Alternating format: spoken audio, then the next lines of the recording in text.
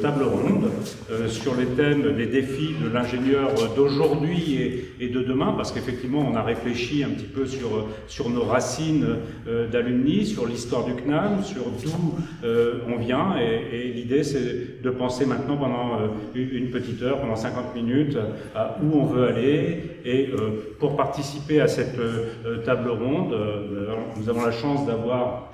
Joël ne peut pas venir. Joël qui ne peut pas venir, voilà, pour un problème personnel. Nous avons la chance d'avoir Laurent. Laurent, toi tu peux venir. Nous avons la chance d'avoir Jacques, je vous propose de vous installer. On va changer la slide. Annick, si tu veux bien nous rejoindre, et Eugène.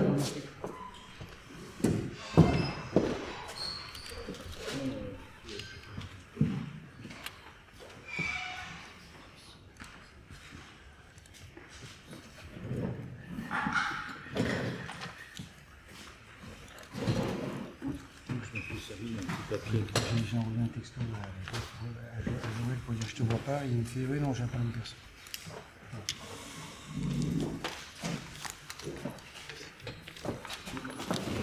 J'ai noté dans les slides de la présentation, juste pour que chacun puisse se mettre sous son nom. Annick, si tu veux venir vers moi, si tu veux être la plus à gauche quand on regarde la scène, comme ça tout le monde.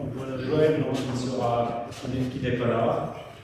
Laurent, juste après, Jacques et Eugène, si tu veux mettre. Voilà. Oui, comme ça on a nos photos sur la tête en haut. Comme ça. Est-ce que ça fonctionne? Vous êtes en dessous, vous n'avez pas la photo. On a des problèmes à poser comme ça.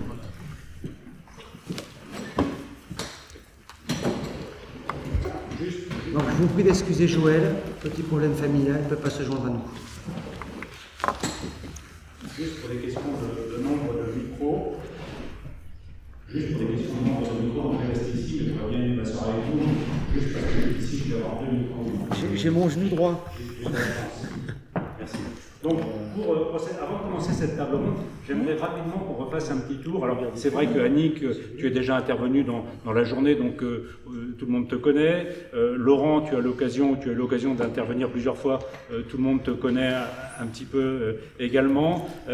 Mais Jacques, si tu veux bien nous redire un petit mot pour te présenter, parce que tu as pris la parole rapidement tout à l'heure, mais on a eu l'occasion d'apprendre un petit peu ton CV, ton cursus, même si, bien sûr, pour la plupart, nous connaissons bien.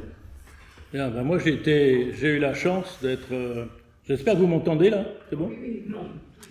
La chance d'être professeur, donc titulaire de chaire dans cette maison pendant 25 ans. J'ai occupé beaucoup de fonctions. Je redirai un mot sur les élèves dans un instant. Et la chance que nous avons, nous les professeurs, d'avoir des élèves comme vous. Mes élèves me connaissent, savent que je suis juste et ce que je dis, je le pense réellement. J'en rencontre encore de temps en temps d'ailleurs qui me disent « Ah, quand je fais un rapport, je me demande ce que vous en auriez pensé. » bon, voilà. Et j'ai été, alors, à un moment donné, donc j'ai été, au moment où Madame Peyjanonnet avait divisé le CNAM en 4 pôles, donc j'ai été le président du grand pôle des sciences et technologies.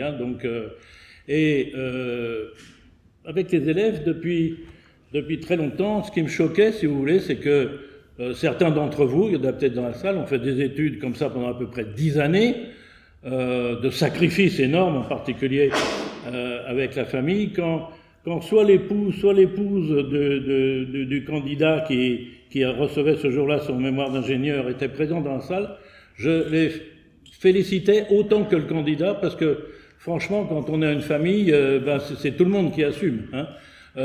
Et jusque-là, enfin, ça a dû vous arriver peut-être, au bout d'un an, on recevait par la poste un diplôme, et moi j'ai dit, il faut qu'on arrête ça. Il y a déjà l'UNICNAM qui existe et qui fait ce qu'elle peut. Si on pouvait créer une vraie école d'ingénieurs, c'est le ICNAM d'aujourd'hui, dont je pense un écrasé doit être la 4e, parce que derrière moi il y a eu Francis Meunier, il y a eu William Dab, et puis après, non, il y en a encore. Michel Thérèse.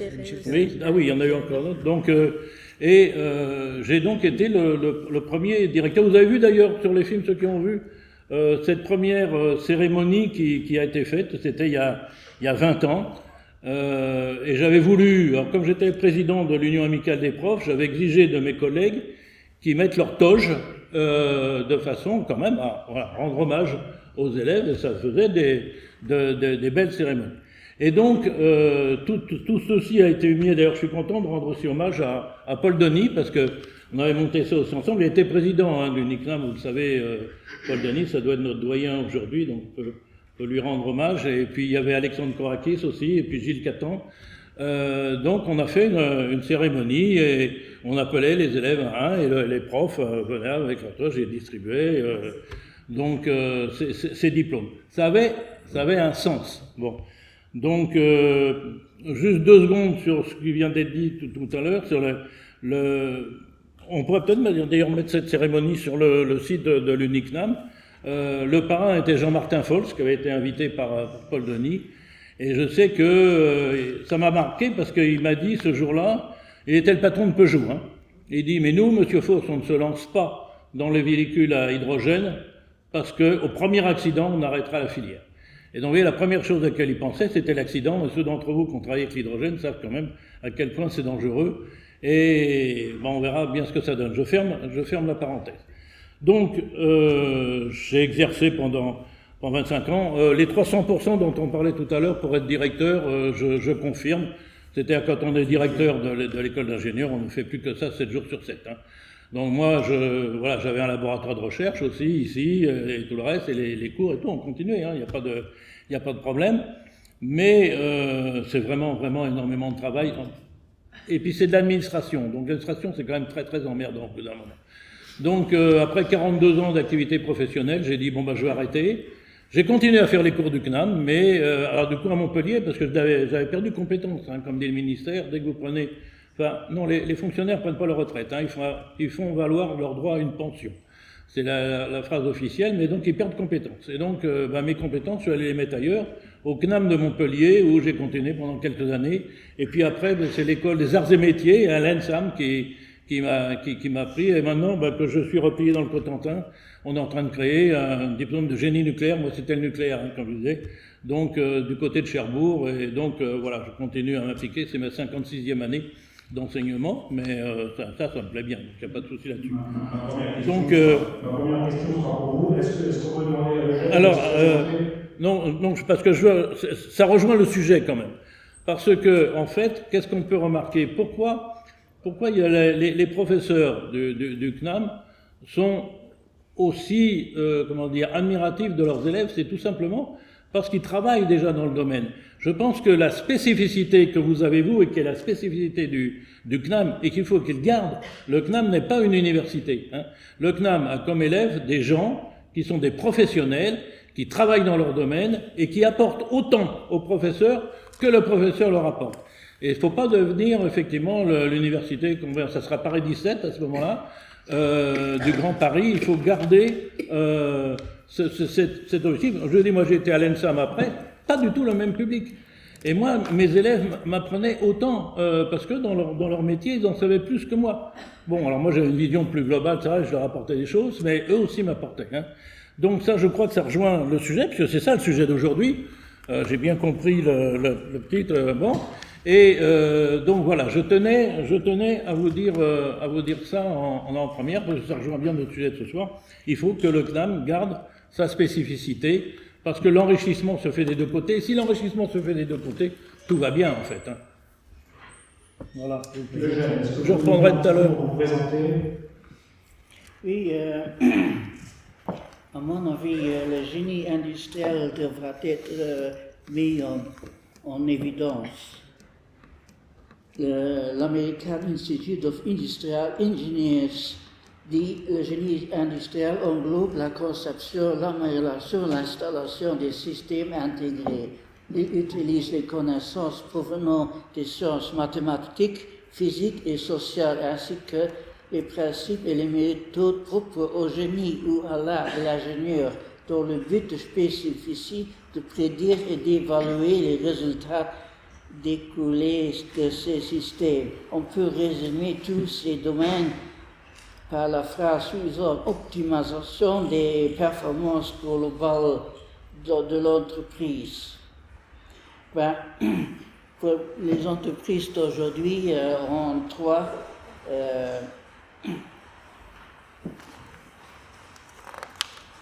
Merci. est-ce que je peux vous poser une première question pour commencer? Pourquoi est-ce que vous avez fondé cette école d'ingénieur? Pourquoi est-ce que vous l'avez créée?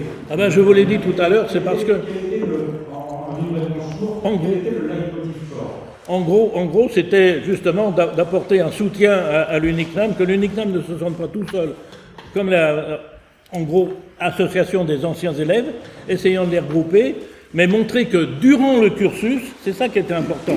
C'est que jusque-là, en fait, quand on regarde bien, je ne sais pas où ça en est aujourd'hui, mais chaque prof, moi j'avais ma filière sciences et technologies nucléaires, bon, j'étais là-dedans, et puis j'avais mes unités de valeur, et les élèves suivaient les unités de valeur, bon. Et puis après, ils avaient leur diplôme d'ingénieur qu'ils recevaient, comme j'ai dit tout à l'heure, par la poste au bout d'un an. Et ils ne connaissaient pas non plus ceux qui faisaient la filière électrotechnique, la filière informatique, etc.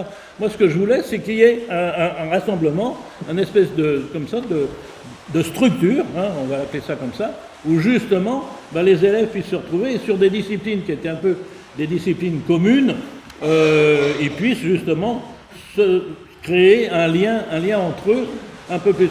C'est évidemment très compliqué ce lien, parce que, en fait, vous travaillez par ailleurs, c'est-à-dire vous venez au cours du soir, et c'est pas facile non plus. Donc, c'est créer une structure d'école à côté de l'UNICNAM, je pense que c'était un moyen justement de fédérer toutes ces richesses que vous apportez les uns et les autres. Annie, voilà, c'était ça l'objectif. Annie, comment est-vous aujourd'hui par rapport à cette vocation initiale, de cette mise en œuvre initiale?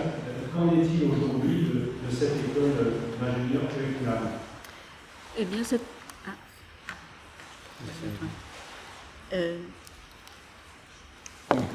On va y arriver. Oui, donc cette école d'ingénieur, alors vraiment, on a une vision de tout ce qui se fait au niveau des formations.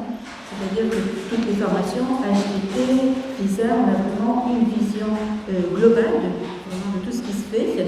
Alors, il y a toujours des spécialités, avec des responsables de spécialités. Alors, on a également, même dans les formations, un certain nombre de cours qui peuvent être transverses aux spécialités. Alors, déjà, au niveau de la première année, on a ce qu'on appelle des troncs communs. Donc des unités d'enseignement de tronc commun. On a également tout ce qui est lié au management, aux nouvelles formations que l'on met en place aussi, qui répondent un petit peu à ce qu'on a vu tout à l'heure, tout ce qui est responsabilité sociale et environnementale, tout ce qui est développement durable, donc ça c'est introduit également.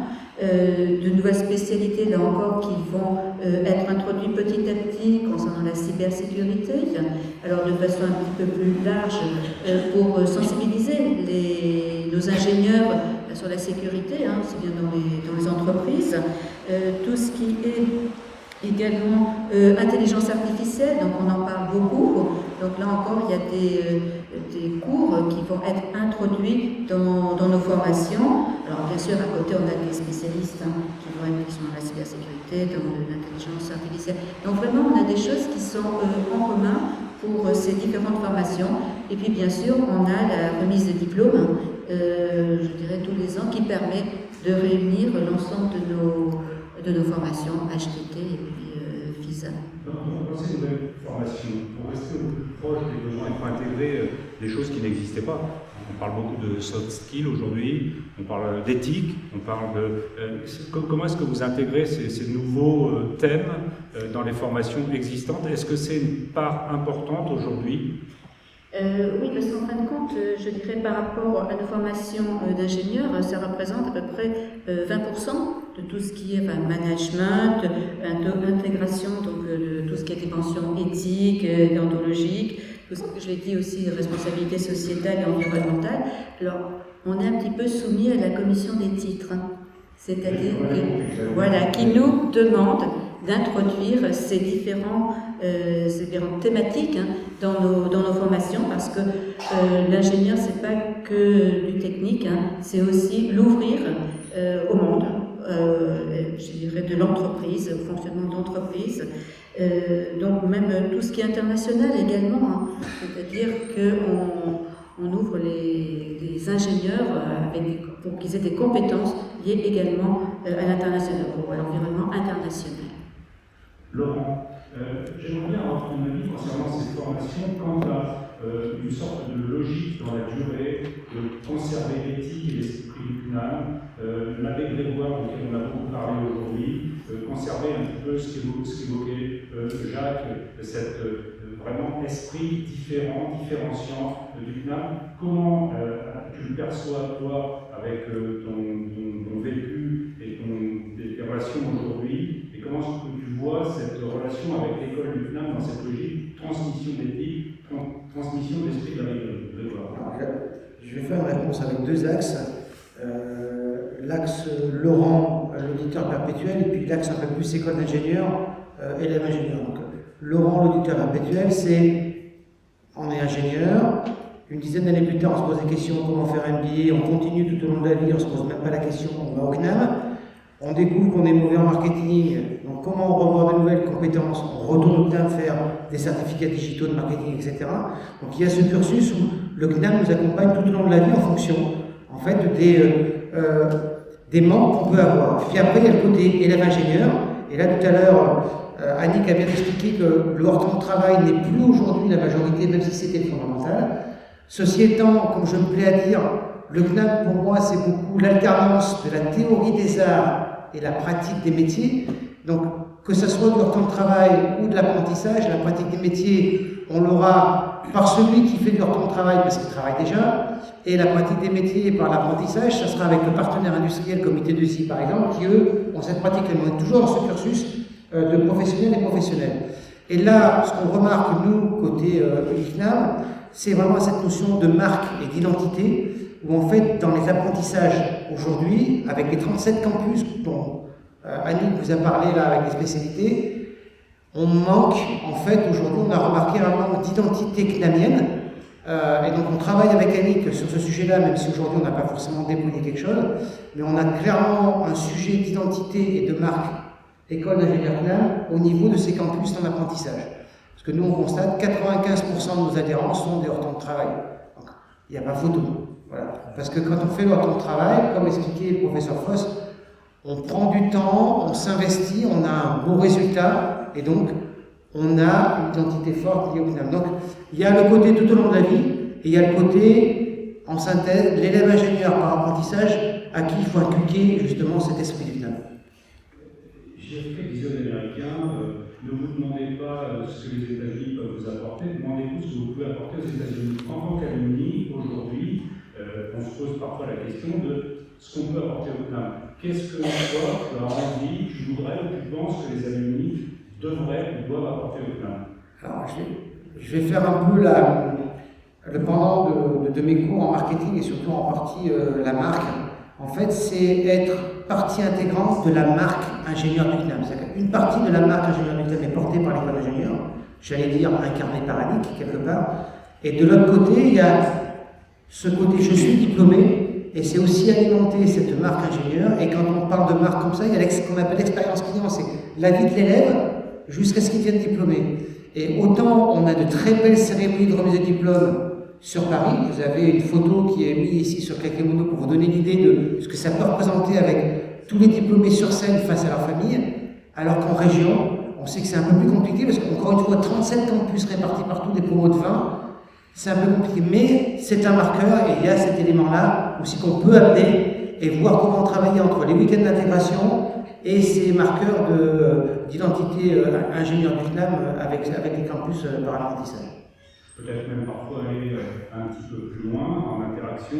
Annick, on en a parlé tout à l'heure, mais qu'est-ce que vous attendriez des alumni? Est-ce que vous pensez qu'ils sont assez impliqués?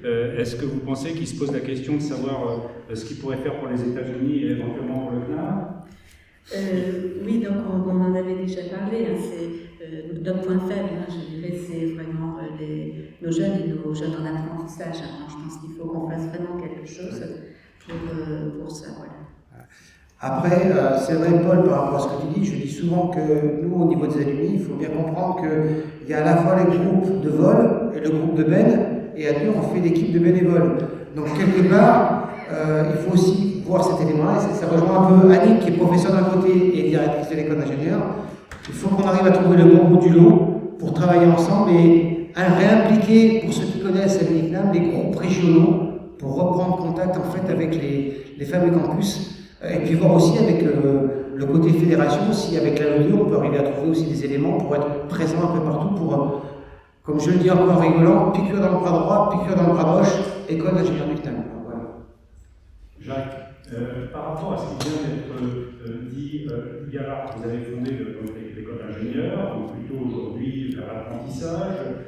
Qu'est-ce que vous pensez qu'il faudrait faire pour essayer de rapprocher un petit peu ces deux profils d'ingénieurs, temps de travail et apprentissage, qui semblent s'être un peu éloignés, qui n'ont plus tout à fait le même profil, pour conserver cette unité, pour conserver cette logique CNAM? Oui, alors ça, c'est effectivement, c'est important. Je pense que, alors l'apprentissage, c'est quelque chose de nouveau, et c'est vrai que moi, je milite maintenant dans la région où je me trouve, justement pour défendre les apprentis qui ont été laissés de côté par un truc scandaleux qui a traversé. C'est bon, non? Non, je vais. Oui. Non, oui. Vous m'entendez? Ah bon, si même Paul ne m'entend pas, c'est terrible alors. Donc je disais que on a vécu le collège unique pendant 2 générations, qui est un truc complètement scandaleux, parce que tout le monde n'est pas fait pour être dans le même moule et faire exactement la même chose, et on a tous des intelligences différentes, mais on a tous de l'intelligence, c'est clair. Et donc c'est vrai que c'est cet apprentissage qui est nouveau d'ailleurs avec l'école d'ingénieurs, mais quand j'étais à l'ENSAM là jusque-là, en fait je n'avais que des apprentis, enfin qui étaient là et qui effectivement étaient déjà des salariés, mais des jeunes salariés, contrairement aux élèves du CNAM, dont certains ont déjà une expérience importante dans leur entreprise. Et c'est là que, alors les groupes régionaux, je rejoins parce que c'est vrai que si on retrouve un profil d'élèves, vous retrouvez un peu le profil des gazards à ce moment-là. Quand vous regardez les gazards, une fois qu'ils ont terminé, qu'ils ont leur diplôme et qu'ils bossent, eh bien, ils parrainent des élèves. Et donc, ça pourrait être une histoire de parrainage comme ça serait bien. C'est-à-dire que, moi, je me souviens, mon beau-frère était gazard, et bien, le dimanche, il avait son filleul qui était complètement paumé, puisqu'il se retrouvait, effectivement, dans une école, à l'époque, c'était Aix-en-Provence, mais il n'était pas du tout de la région. Eh bien, tous les dimanches, il mangeait chez son parrain et il pouvait discuter, effectivement, et même le parrain pouvait l'aider d'une certaine façon. Puis après, quand il cherchait du travail, alors là aussi, le réseau, évidemment, des gazards, que vous connaissez sans doute, fonctionne à plein. Et je pense que si maintenant on a cette duplicité entre les deux, je pense que ça, là l'UNICNAM a effectivement un rôle à jouer. Et alors, créer des petits groupes régionaux, oui, c'est-à-dire, il n'y a pas besoin d'énormément, je pense que 10, 12 dans un groupe, à partir du moment où ce groupe est vivant, il peut effectivement apporter des jeunes et puis les aider effectivement dans ces études qui continuent à être des études qui sont difficiles. Le CNAM a toujours, même sur l'apprentissage, à mon avis, c'est ce que je disais tout à l'heure, c'est pour ça que nous, quand on a eu comme moi la chance de pouvoir suivre des études classiques, même si on devait bosser en plus pour payer les études, et qu'on s'aperçoit comment vous avez travaillé en plus de votre profession, on est admiratif. Hein. Et quand on pouvait aider les élèves, on pouvait en général dire, on le faisait, hein, parce qu'on en parlait ce matin en disant oui, mais où est-ce qu'on peut trouver un lien pour je sais pas quoi. Il suffisait de demander au prof, hein, moi on me demandait et je répondais. Hein. Il y a pas, je pense qu'Annick fait la même chose. Hein. Donc et là, voilà, s'il y a l'apprentissage, je pense que c'est ça. Alors, c'est l'impression de botter un peu en touche en disant bah, maintenant c'est le travail de l'UNICNAM, c'est un peu vrai, mais les deux, de toute façon, oui, parce qu'il faut que l'école aussi, du coup, à ce moment-là, pousse aussi dans cette nouvelle structure. Mais ça peut être effectivement intéressant, ça peut être un but très, très intéressant. Eugène, de votre côté, qu'est-ce qui vous semble important à transmettre comme valeur aux plus jeunes, avec votre retour et votre expérience? On est ça, je vais pas tout faire. Il y a deux possibilités.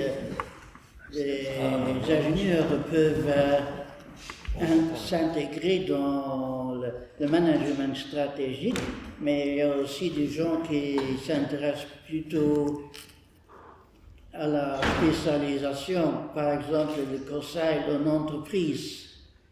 Mon question est, quel est les deux est le plus important? À mon avis, il faut avoir les deux, les spécialistes et aussi des managements stratégiques. C'est vrai que le management stratégique est toujours important. Laurent, dans cette logique de management stratégique, c'est vrai qu'on parle, on parle beaucoup là des études. Mais le CNAM, il n'y a pas que les études. Il y a aussi une vision stratégique, une dimension organisationnelle, une dimension. Est-ce que les alumni, à un certain moment, n'ont pas aussi un devoir de s'impliquer au-delà purement des études dans d'autres niveaux du CNAM? Alors, je vais faire aussi un peu comme une réflexion de ce que Méandre avait fait tout à l'heure concernant la fédération avec ce que moi j'appelle le business model des grandes écoles, avec l'école, les alumni et la fondation. Et il est vrai que si on remonte jusqu'à ce niveau-là, on pourrait intégrer la fondation aussi dans la vision stratégique au niveau des alumni pour amener des éléments nouveaux vis-à-vis à la fois des élèves mais aussi des alumni. Et quand je dis éléments nouveaux, je rappelle qu'une fondation a aussi un but pour collecter de l'argent et donc amener aussi des éléments financiers pour améliorer l'exécution d'événements dans les centres régionaux, parce que là on parle beaucoup de Paris mais il y a aussi les régions.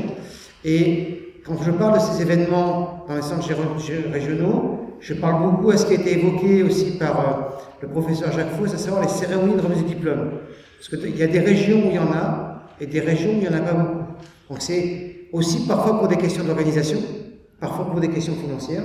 Donc là aussi c'est amener potentiellement d'une façon stratégique un travail plus impliqué avec, là je remonte au niveau du CNAM, mais avec un ciblage sur la partie école d'ingénieur. Donc ça pourrait être intéressant, sachant qu'il faut que la fondation puisse, entre guillemets, être redynamisée, ce qui est actuellement en cours. Je comprends tout à fait ce que tu dis, mais dans cette approche tripartite, en fait, j'ai l'impression qu'on oppose un petit peu les alumni à la fondation ou à l'enseignement-chercheur. Et j'ai plutôt l'impression que les alumni devraient exister aussi dans les autres parties.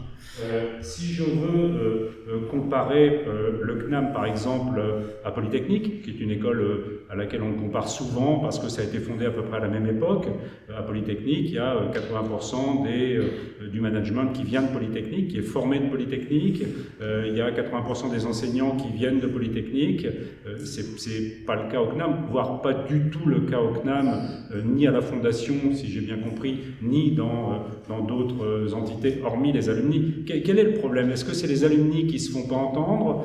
Est-ce que c'est... ou est-ce qu'il faut tout simplement que les alumni restent à leur place?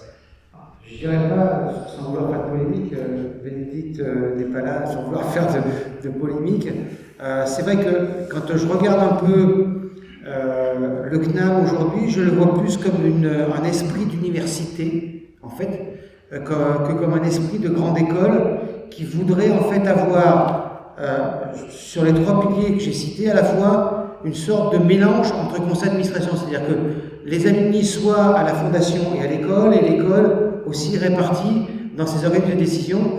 Et si on remonte un peu aujourd'hui, effectivement, on a eu l'occasion de voir, on en a parlé, Paul, il y a 3 mois, une publication du conseil, on va dire du comité de direction du CNAM. Il n'y a pas une seule personne qui a une unité d'enseignement au CNAM.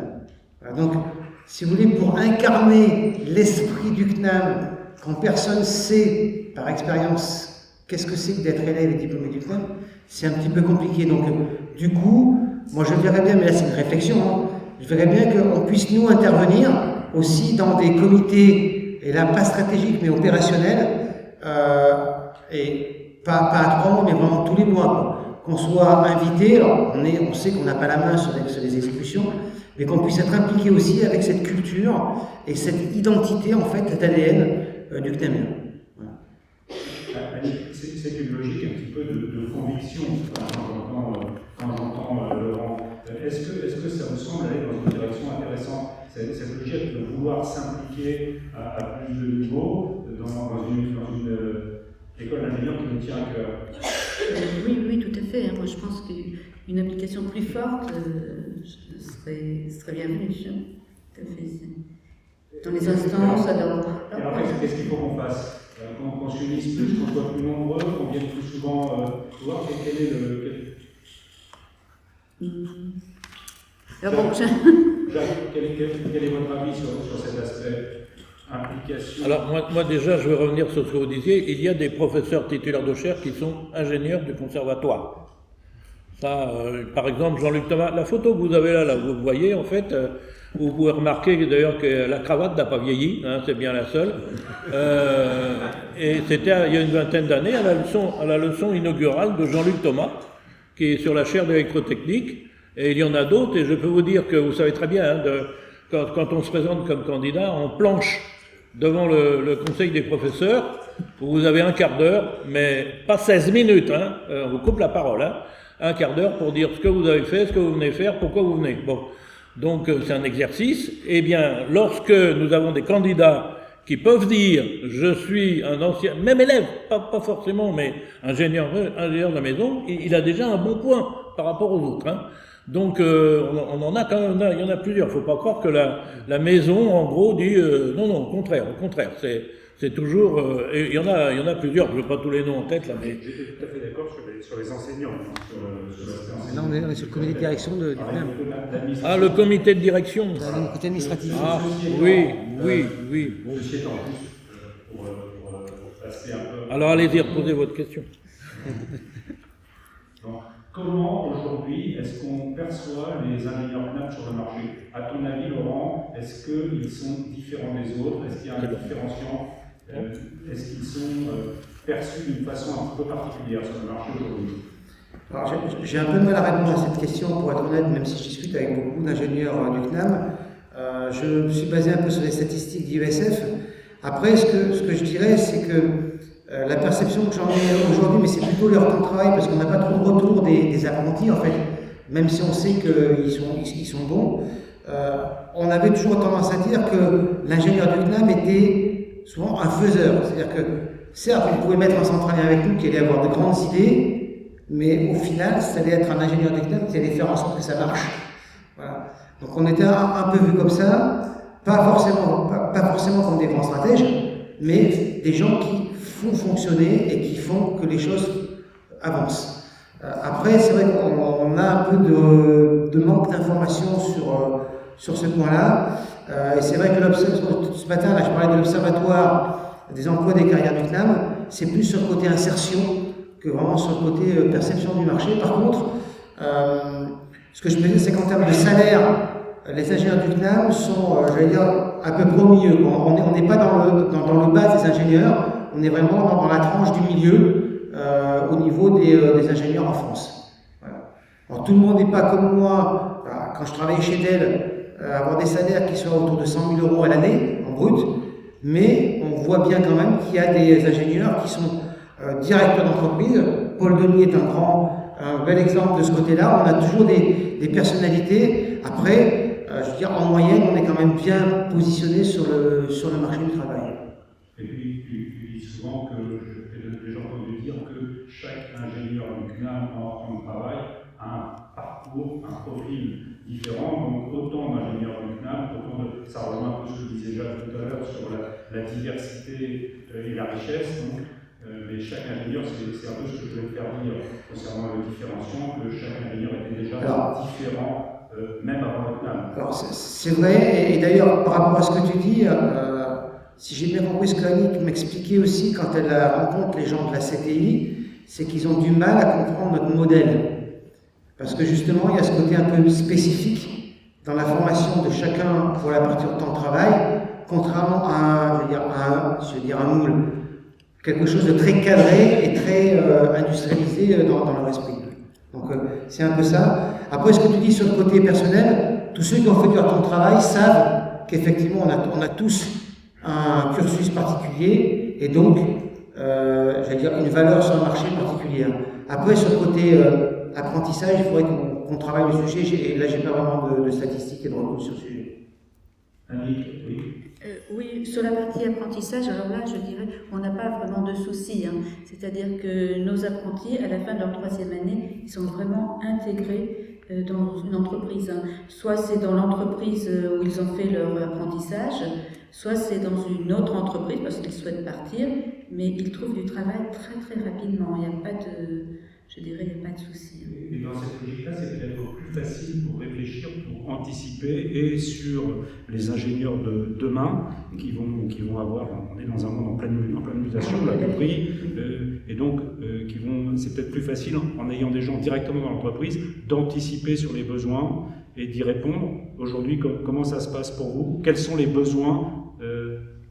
Alors, en fin de compte, les entreprises, elles sont en pleine évolution au niveau je dirais, technologique.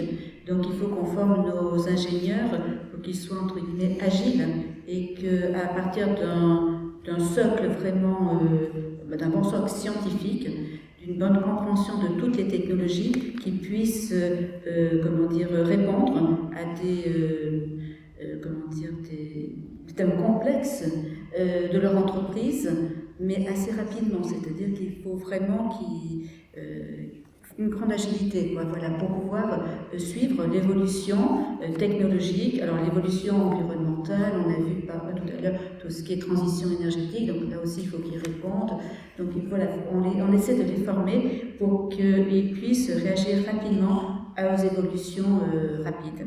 Et justement, dans cette formation à l'agilité, c'est pas simple la formation à l'agilité, puisque moi je viens du monde informatique, on travaille beaucoup sur des méthodes dites agiles, qui sont souvent mutilantes pour la complexité.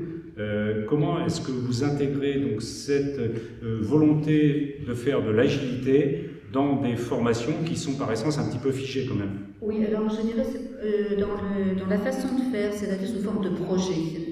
On travaille de plus en plus avec des projets, donc là on va mettre des élèves devant, je dirais, un contexte spécifique et les amener à réfléchir et à répondre à une problématique donnée. Apprendre à apprendre. C'est ça, c'est exactement ça. Exactement, c'est ça. C'est un peu la logique du CNAM quelque part. C'est un retour vers les origines. Oui. Jacques, déjà, est-ce que vous auriez des idées, des conseils, des avis à nous donner sur ce qu'il faut faire en tant qu'alumni pour essayer d'aider le CNAM, pour essayer de conserver cet esprit, cette éthique? C'est bon. Je crois qu'on a fait quand même à peu près le tour de la question là. Donc voilà, pour tout ce qui est apprenti et autres, c'est peut-être l'accueil justement des élèves. Alors je ne sais pas comment vous pouvez faire ça, mais ça va bien plus à l'histoire des régions, là, des groupes régionaux, parce que c'est vrai que ici c'est nombreux. Et encore, bon, il n'y a pas. Tous les élèves ne viennent pas. J'ai le regret de voir que j'ai aucun ancien élève qui est là, donc je vois beaucoup d'anciens élèves souvent, j'en croise et puis je leur en parle.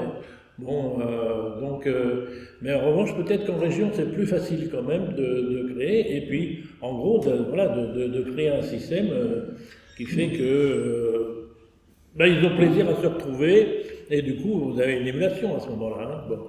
Maintenant, je ne vous apprends rien sur... moi, pour une fois que je peux parler un petit peu de tout ça, donc j'en profite, hein, j'ai le micro. Quand je me suis par exemple, je vais rien vous apprendre, vous êtes des anciens élèves et vous avez une seule place, mais j'étais très impressionné par exemple dans l'entreprise, je me souviens à SNECMA, où le directeur, qui s'appelait Gérard Gentillon, était ingénieur du CNAM, et un jour on était plusieurs, on visitait comme ça la SNECMA à Ivry, et puis moi j'aime bien traîner un peu, donc je laisse le truc s'en aller un petit peu, le cortège, et puis je discute avec un gars qui était autour, là, ça tournait et tout, bon. Et donc je me dis, voilà, c'est le CNAM avec Gérard Gentillon, et il me dit, mais vous savez, c'est notre directeur. Je dis, oui, je sais, c'est notre directeur. Il dit, mais avant, il était là avec nous, et c'est un directeur qui sait servir du tour, c'est un directeur qui sait servir d'une fraiseuse. Vous en connaissez beaucoup, des directeurs dans l'entreprise qui savent se servir d'un tour ou d'une fraiseuse? Hein? Oui, hein, parce que c'est le CNAM, parce que c'est le CNAM. Bon, Vous prenez un peu, on parlait de Polytechnique, polytechnicien qui sort, vous le mettez sur un tour ou une fraiseuse, on va voir ce que ça donne. Hein. Bon, peut-être qu'il faut faire des calculs mathématiques pour dire à quelle vitesse ça peut tourner, mais c'est tout. Hein. Donc voilà, c'est le plus qu'apporte le CNAM, si vous voulez, il est là.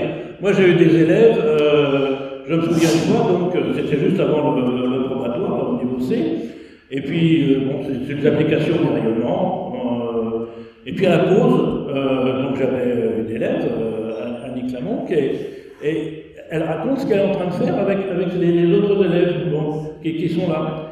Et puis ils sont tous intéressés. En fait, elle faisait les calculs de doses pour les gens qui devaient subir une radiothérapie. Pas se tromper, hein. Si vous vous trompez, c'est soit ça sert à rien, soit vous êtes mort. Bon. Donc, oui, j'exagère un peu, je suis d'accord. Mais bon, voilà. Bon.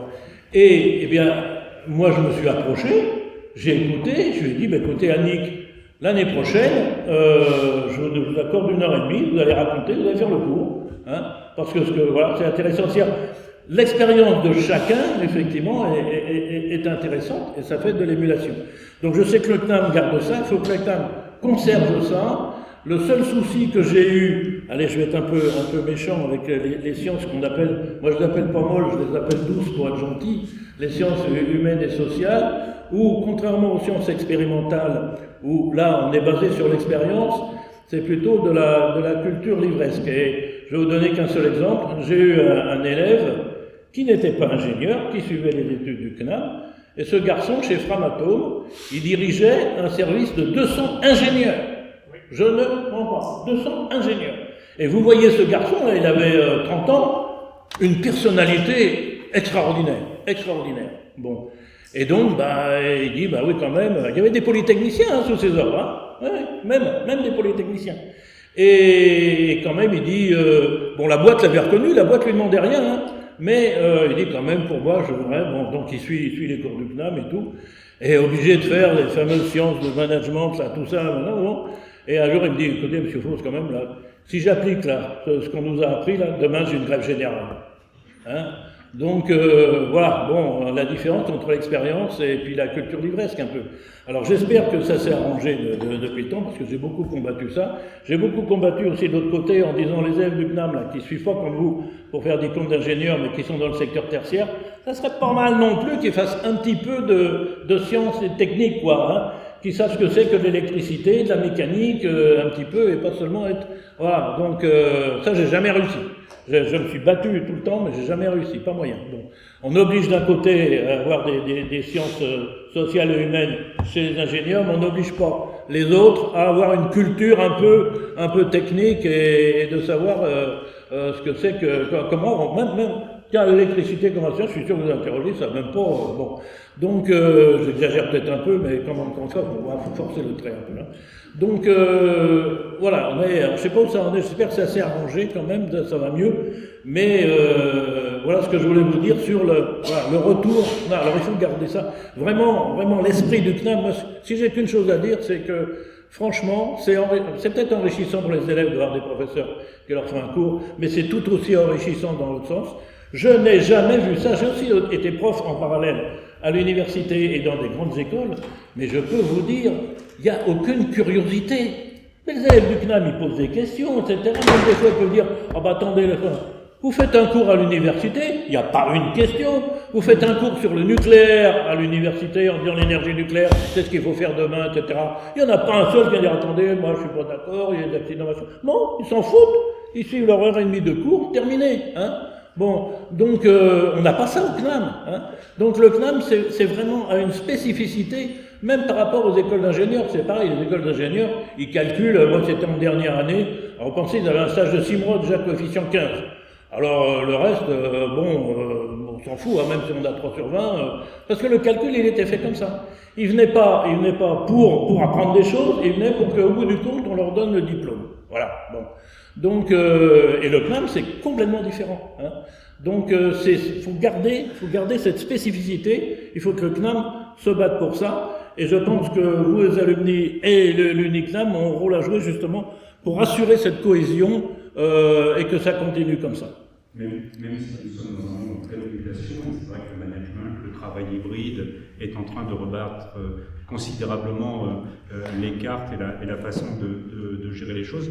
Laurent, dans cette logique de préparer les ingénieurs de demain, toi qui as été au cœur du réacteur dans le monde informatique, aujourd'hui l'informatique c'est même plus une compétence suffisante, c'est une compétence nécessaire, c'est une compétence que tout le monde doit avoir au-delà de la bureautique. Tout le monde doit être sensibilisé. Comment est-ce qu'on peut essayer d'anticiper un petit peu ces évolutions dans le monde de l'informatique en termes de formation des ingénieurs de demain, tout domaine? Alors, je rebondirai sur ce que disait déjà Annick avec la notion d'agilité, c'est-à-dire apprendre à apprendre, être toujours ouvert par rapport à ce qu'on voit. Après, il y a aussi un autre aspect, c'est je sais que toi tu rencontres beaucoup de patrons d'entreprise régulièrement et que du coup tu es à l'écoute de un peu toutes les tendances de ce qui se passe.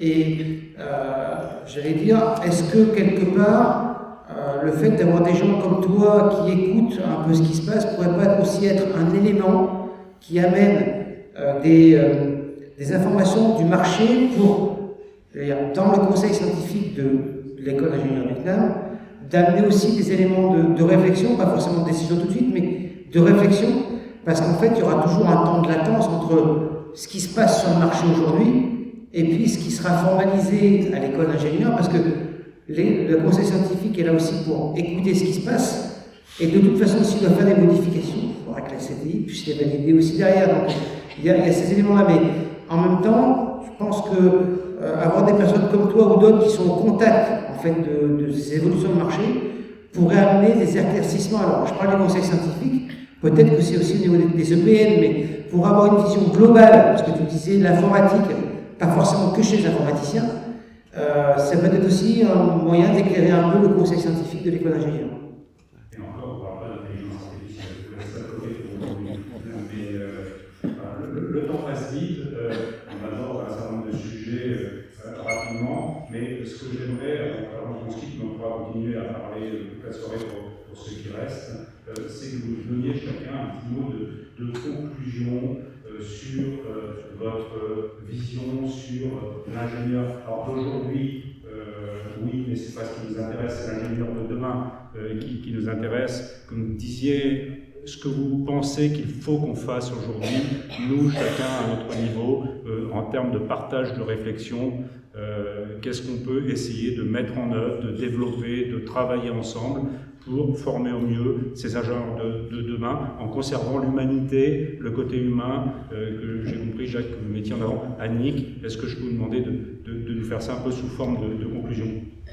Oui, donc au niveau du CNAM, moi je pense qu'il faut qu'on continue à travailler vraiment avec les entreprises, les branches professionnelles, pour faire remonter justement les besoins, pour que le CNAM soit toujours à même de suivre ces évolutions et de faire évoluer les maquettes de formation, après pour ceux qui passent devant la commission d'éthique, mais vraiment je pense que c'est quelque chose de très très important. On le fait déjà, on a toujours fait évoluer nos maquettes, mais je pense qu'il faut qu'on continue à faire cela. Message reçu par les alumni. Merci. Eugène, est-ce que je peux vous demander de faire une conclusion en nous disant ce qu'il faudrait qu'on fasse de votre point de vue pour les ingénieurs de demain? L'ingénieur de demain devra être organisateur. Il faudra qu'il est capable de faire le conseil en entreprise.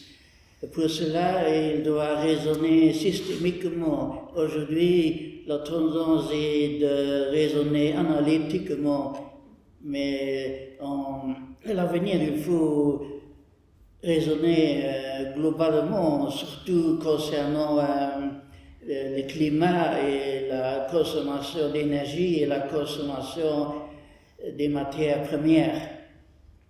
Je suis tout à fait d'accord. C'est vrai que l'approche systémique est la seule qui permet de gérer la complexité et le monde complexe dans lequel on est. Jacques, quel serait votre... Oui, moi je pense que j'ai essayé de faire passer mon message. C'était un peu une conclusion, mais on peut revenir là-dessus. Je pense que moi je dirais qu'il faut que le CNAM continue et vous, les anciens élèves, vous gardez effectivement ce profil que vous avez. Alors aujourd'hui, peut-être être un petit peu plus pluridisciplinaire, mais L'important, c'est ce que j'ai dit tout à l'heure, puisque moi j'ai pu comparer les élèves partout, hein, bon, par rapport au CNAM, mais encore une fois, si vous trouvez que mon discours est élogieux vis-à-vis de vous, ne le prenez pas comme ça. Ça n'est pas je pense que vous avez aussi entendu que j'avais l'esprit suffisamment critique. Bon, mais simplement, voilà, vous êtes des gens qui êtes curieux.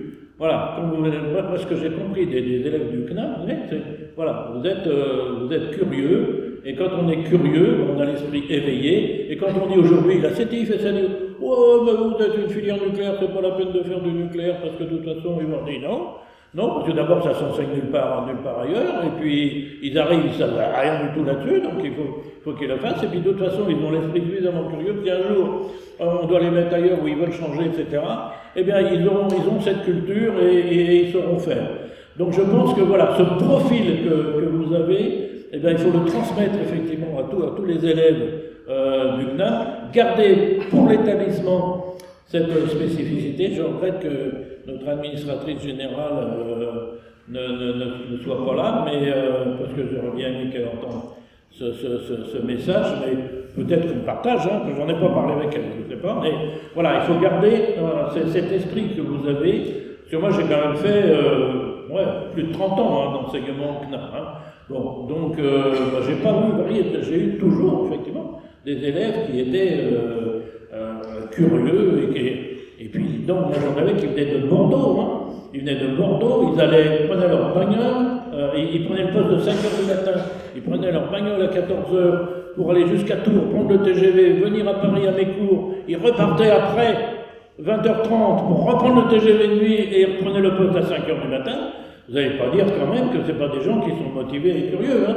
Bon, et après, ben, évidemment, alors, on était appuyé, j'avais la chance de connaître un peu tout le monde dans le nucléaire depuis les PDG et tout, donc je suis arrivé à caser les élèves, après, comme ça commençait un peu, mais pour le bien de l'entreprise, jamais, je ne faisais pas ça pour le bien des élèves, mais l'entreprise, voilà, vous devez, effectivement, ces élèves-là du CNAM, eh bien, il faut leur donner une promotion. C'est pas parce qu'ils la méritent bien sûr, mais c'est surtout parce que l'entreprise, il va beaucoup y gagner par rapport à ce qu'il faut aujourd'hui.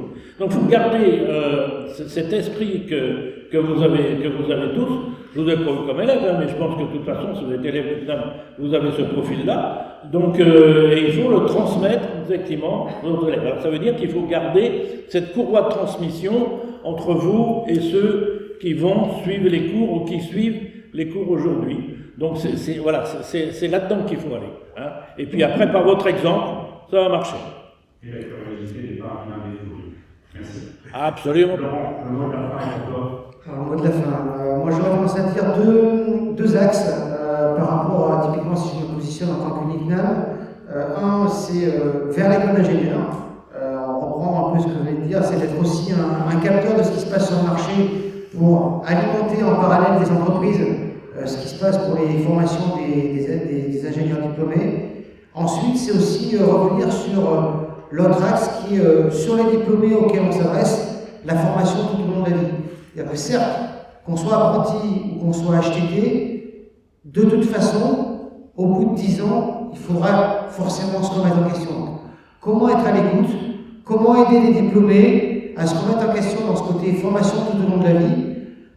À la fois leur dire que l'entreprise, il peut avoir de la formation, mais que le CNAM est aussi là parce qu'il s'est adapté, et de pouvoir leur donner de nouveaux éléments. Alors, ça peut être comme on envoie des nouveaux diplômes d'ingénieurs, sachant que comme ils ont déjà fait quelque chose, ils ont besoin de tout faire, le cursus, ou alors aller chercher ce qu'on appelle maintenant des certificats professionnels, des certificats de compétences, qui sont des éléments complémentaires pour adapter en fait leur cursus de base ingénieur avec ou de nouvelles technologies ou de nouvelles sciences pousses. Voilà. La formation tout au long de la vie. C'est ça.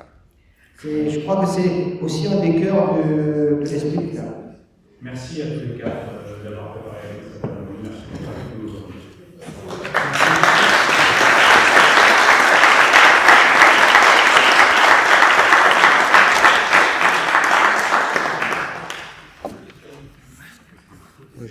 J'ai prévu un discours de 20 minutes, j'arrive. Oui, ben, un discours en dessous la table. C'est ça, je vais chercher quand même. Non, j'ai pas prévu un discours de 20 minutes, je vous rassure. Je voulais simplement aussi prendre quand même la parole pour dire merci. Merci à Mathieu, avec un M majuscule. J'aimerais qu'on l'applaudisse, s'il vous plaît.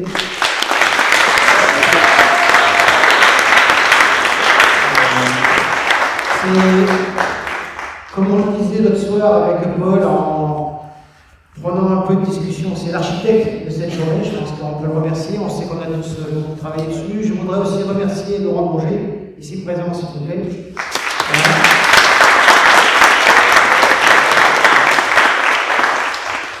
Paul, maintenant vous le connaissez, quand même lui dire merci aussi, s'il vous plaît, merci. Et puis, faire un gros clin d'œil aussi à tous les contributeurs.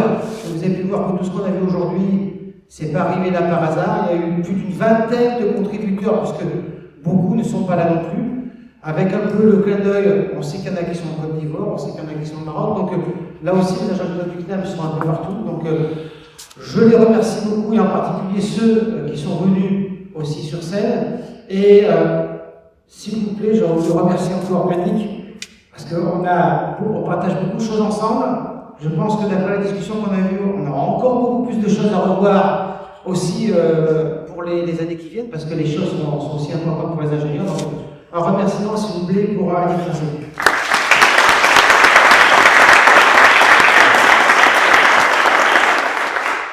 Pour conclure aussi, je trouvais que cette journée, maintenant je suis un peu déstressé, donc je vais avoir un peu plus d'émotion, maintenant qu'on arrive à la fin, et donc du coup, je trouvais cette journée très intéressante parce que, ça fait depuis avant le Covid qu'on n'avait pas fait de congrès, donc comme je le disais ce matin, c'était un peu le même format, donc ça nous permet de nous retrouver. Ça permet aussi de se poser par rapport à ce que je dis souvent. On se lève le lundi, on se couche le vendredi, là on s'est posé un peu, on a regardé d'où on vient, on voit un peu ce qu'on fait, imaginer un peu où on va. C'est pas toujours simple tous les jours, la batterie commence à réfléchir un peu.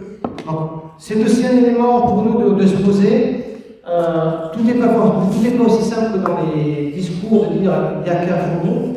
Comme vous voyez la réflexion de la table ronde, on se pose des questions, on sait un peu vers où on va, mais on ne sait pas trop comment. On sait que typiquement dans les diplômés ingénieurs, maintenant que ça fait 15 ans que je suis dans le MICNAM, ça change, les cultures sont différentes, on voit bien la séparation entre le côté apprentissage et le côté temps de travail, mais en même temps un apprenti il y a 23 ans quand il est diplômé, en temps de travail à 35 ans, donc on ne cherche pas forcément les choses. Donc, il faut qu'on s'adapte, c'est pas forcément simple, on va voir aussi avec l'école d'ingénieur, mais en même temps on a tous cet esprit du CNAM, comme je dis, piqué dans le bras gauche, piqué dans le bras droit, parce que c'est notre ADN, et j'estime qu'on est là aussi pour ça, à la fois pour le CNAM, comme disait le professeur Foss, mais aussi pour les diplômés qui sont ingénieurs du CNAM. Et là, je remets nos cousins DPE, parce qu'ils sont là aussi, nos cousins germains des géomètres topographes, parce que même s'ils sont au Mans, ils font partie de la famille ingénieurs du CNAM. Et ça aussi, ça fait du bien de voir qu'on est quelque part un peu tous ensemble avec la fédération, donc si on a encore du travail avec Méandre aussi de ce côté-là. Et je voulais vous remercier, vous aussi, d'être venus aujourd'hui. Je ne vais pas vous demander de vous applaudir, mais de vous féliciter quand même d'avoir participé à cette journée. Et ça m'a fait grand plaisir de vous voir aujourd'hui à cette session. Merci.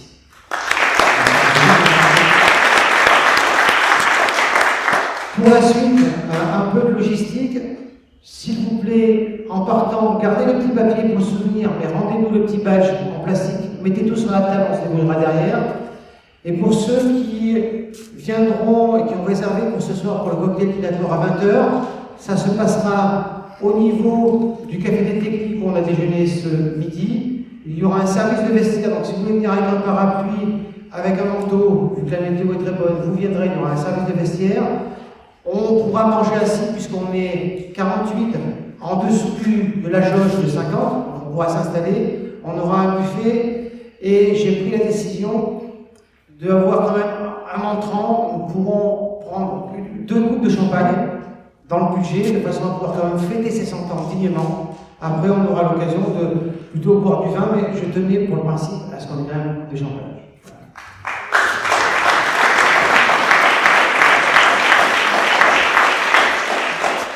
Et donc c'est moi qui suis le porte-parole pour finir, pour remercier et féliciter Laurent qui s'est totalement impliqué dans l'organisation de cette journée, comme il s'implique totalement depuis 15 ans dans le MICNAM. Bravo Laurent.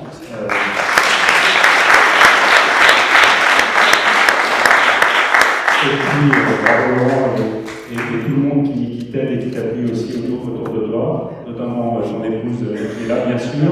Je vais passer la parole à Mathieu, mais avant qu'on se quitte, j'ai une proposition à vous faire. Si vous descendez tous un petit peu, vous vous rapprochez, on peut essayer de faire une photo souvenir de groupe de tous les gens qui sont là, en faisant une photo comme ça. Si vous vous mettez ici, on fait une photo, ça nous fera un souvenir de tous pour... voilà. C'est moi qui vais faire la photo, t'inquiète pas. Merci Paul.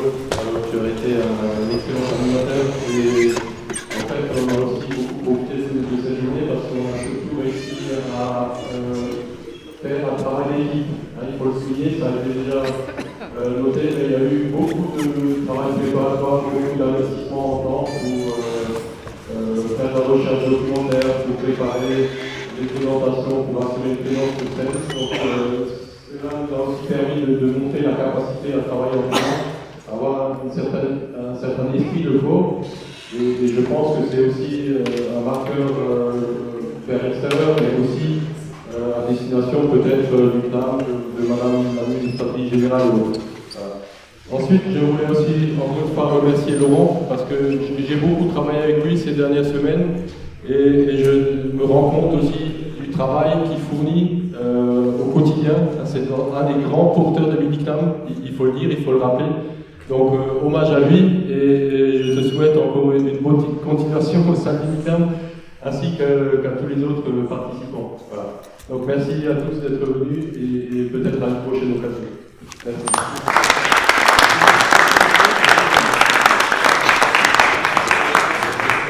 Vous voulez qu'on se rassemble un peu plus par là?